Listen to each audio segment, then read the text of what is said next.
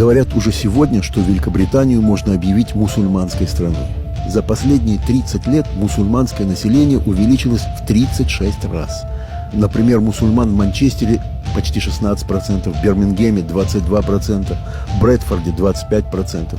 Сегодня тенденция в Англии – закрываются церкви, и на их месте возникают мечети. В Лондоне действует более 100 шариатских судов. Это официально работающие суды. Мусульмане становятся мэрами городов Англии, как, например, в Лондоне, приносят присягу на Коране. Есть представители мусульман в обоих палатах парламента. Как-то покойный Каддафи заявил: нам не нужны террористы, нам не нужны смертники. Всего лишь через 20 лет десятки миллионов мусульман в Европе превратят ее в мусульманский континент.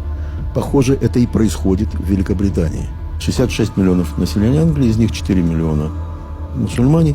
И вот смотрите, как они сумели развернуть страну. Потому что действуют сообща. Поэтому ты не должен говорить 66 против 4 миллионов. Это просто 4 миллиона – это сила, а 66 – это только разброд. Они действуют, как говорят китайцы. У нас впереди вечность. Нам не важно. Мы через 100 лет будем здесь, через 200 лет будем здесь.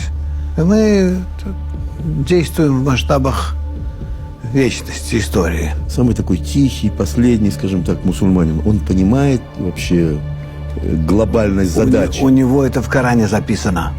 В сборнике законов точно сказано, что ислам должен покрыть весь мир зеленым знаменем Аллаха. Вся Европа и Англия, естественно, будут полностью находиться под властью ислама. Мирным путем. Сегодня выборы и так далее, да? Да. А дальше что? Вот стало А дальше надо будет обращать население в ислам. Население перейдет в ислам. Да. Ну, останется же еще какое-то население. Практически не должно остаться. Ну, не за одно поколение, а за 2, за 3. Постепенно так будет. А для чего это все делается? Для того, чтобы Аллах был единственным властителем мира. А что с нами будет? С кем с нами? С евреями, с Израилем? Они видят, конечно, что Израиль является занозой в здоровом теле ислама. И, кстати говоря, занозой в здоровом теле христианства. И пока с этим мало что можно сделать. И они это делают. Они проводят постоянно все большую делегитимацию Израиля. И довольно успешно. Многие в мире уже считают, что Израиль, он на грани своего существования находится. То есть скоро он просто перестанет существовать. Каким образом? Войной или мирным путем, или его просто вычеркнут из списка стран и перестанут с ним общаться и считаться. Что это за образование такое маленькое, которое все время само находится в внутренних противоречиях, таких сами с собой там грызутся. Так что лучше всего это прикрыть спокойнее для мира. И сами евреи так считают. Если ты поговоришь с заграничными евреями, они тебе скажут, что мы за то, чтобы Израиля не было.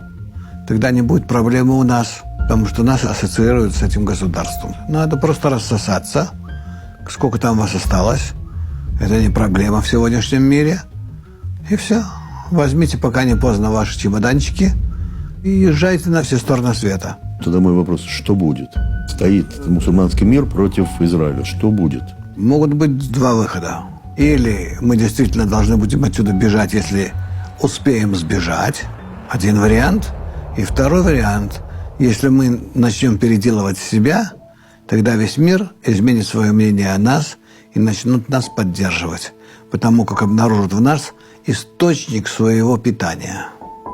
Питания духовного, то есть все свойства, добрые начинания, развитие доброго мира, оно будет исходить тогда от Израиля, и это будет ясно всем. И это все зависит от того, как евреи здесь себя поведут. Пока что надежд на добрый исход мало. То есть должно что-то переклинить в голове у израильтянина, чтобы он понял, что от этого зависит и его благо тоже. Да. Как это сделать с ними, пока совершенно непонятно. С нами, вы имеете в виду, с Израилем? С вами, с Израилем. То есть, чтобы мы поняли, что вот это, как вы все время говорите, соединение, да? Это соединение израильтян друг с другом, да? Соединение израильтян друг с другом, чтобы оно подействовало на мир. Если оно будет правильно, искреннее, то тогда оно будет действовать на мир, и мир начнет обращать на это внимание сразу. он мгновенно начнет по-другому смотреть на Израиль положительно и пытаться помогать, и пытаться взаимодействовать с ним. Еще один у меня вопрос есть. Что такое правильное соединение? Вы еще добавили правильное, истинное. Вы не просто сказали соединение. Правильное соединение – это для того, чтобы мы достигли свойства отдачи и любви, и чтобы это свойство от нас прошло на все народы мира. Если это свойство правильное, с правильным намерением, то тогда его народы мира автоматически начнут воспринимать. Вы представили картину, что есть такая зеленая территория, да? Исламский мир и Израиль, например. Да. И что же происходит с этой зеленой территорией, если Израиль начинает правильное соединение? И она же не перекрашивается. Она не должна перекрашиваться, просто она перестанет быть воинственной. И каждая религия, независимо от своего содержания, она будет являться также источником объединения.